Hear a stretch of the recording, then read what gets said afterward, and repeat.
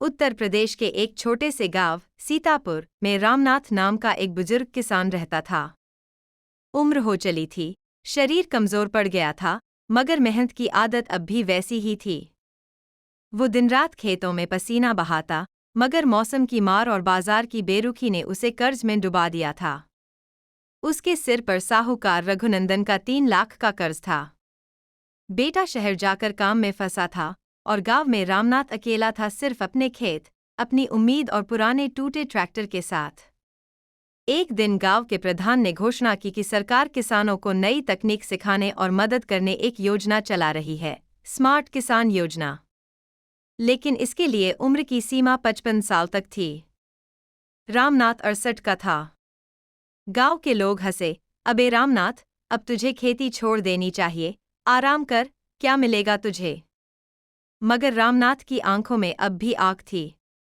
वह अपने खेत को उजाड़ नहीं देख सकता था। रामनाथ ने पहले तो सोचा, अब क्या ही होगा। न पढ़ाई है, न मोबाइल चलाना आता है, और न ही कोई जुबान जो अधिकारी समझें।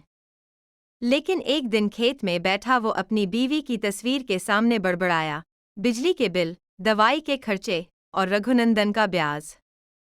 मैं हार मान लूं क्या?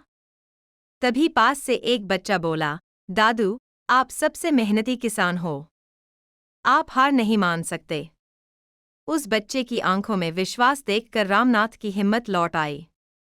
रामनाथ अगले दिन गांव के स्कूल पहुंचा। वहां मास्टर जी, विवेक सर, ने उसे रोबोटिक्स नहीं, पर खेती की नई तकनीकें समझाईं, ड्रिप इरिगेशन, जैविक खाद, मोबाइल से मौसम की जानकारी कैसे लें। रामनाथ रोज स्कूल आता, बैठता, समझता और नोटबुक में लिखता कांपते हाथों से। रघुनंदन ने धमकाया, अगर महीने भर में पैसे नहीं लौटाए तो खेत नीलाम कर दूंगा। गांव वाले ताने मारते, बूढ़ा पगला गया है, स्मार्ट खेती करेगा। लेकिन कुछ लोग साथ आए, मास्टर जी, स्कूल के बच्चे और उसका पोता रवि जो छुट्टियों में गांव आया था। रवि ने मोबाइल पर किसान ऐप डाउनलोड किया, मौसम की रिपोर्ट बताई और खेत के लिए ऑनलाइन बीज मंगवाए। रामनाथ ने सूखे पड़े खेत में खुद ही बोरिंग करवाई, टपक सिंचाई प्रणाली लगाई और जैविक खाद से नई फसल लगाई, अदरक की फसल पूरे गांव में पहली बार लग रही थी। लोग मजाक उड़ाते रहे, ये फसल यहां नहीं चलेगी। लेकिन रामनाथ ने कान नहीं दिए। वो हर पौधे से ऐसे बात करता जैसे अपने बच्चे से कर रहा हो। अचानक एक रात तूफान आया। तेज बारिश और हवा ने खेत के कुछ हिस्से को बर्बाद कर दिया। रामनाथ टूट गया। रघुनंदन ने सुबह फिर धमकाया, अब तो खेत गया समझो। रामनाथ एक पेड़ के नीचे बैठा रो रहा था। तभी रवि आया और बोला, दादू, आप कहते थे, किसान की जान उसकी मिट्टी में होती है। क्या अब आप मिट्टी से हार मान लोगे? रामनाथ ने आंसू पोंछे और फिर से खड़ा हो गया।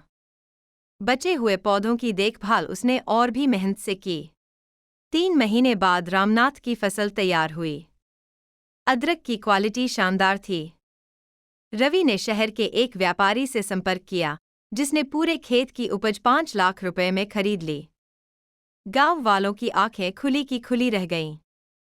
जो हंसते थे, अब तारीफ कर रहे थे। रामनाथ ने सबसे पहले साहूकार का कर्ज चुकाया, फिर गांव के स्कूल को 50,000 दान दिया। रामनाथ अब गांव का हीरो बन गया था। जिला अधिकारी ने उसे सम्मानित किया और गांव के बच्चों को खेती सिखाने के लिए रामनाथ को एक छोटी कार्यशाला सौंपी। अब वह हर शाम बच्चों को खेतों में ले जाकर सिखाता, खेती सिर्फ हल और बैल से नहीं, दिमाग और हौसले से होती है। जिंदगी चाहे जितनी कठिन हो, मेहनत और उम्मीद कभी बेकार नहीं जाती। हार वही मानता है जो रुक जाता है, और किसान तो वो होता है जो मिट्टी से सोना उगाता है। कभी हार मत मानो, नेवर गिव अप।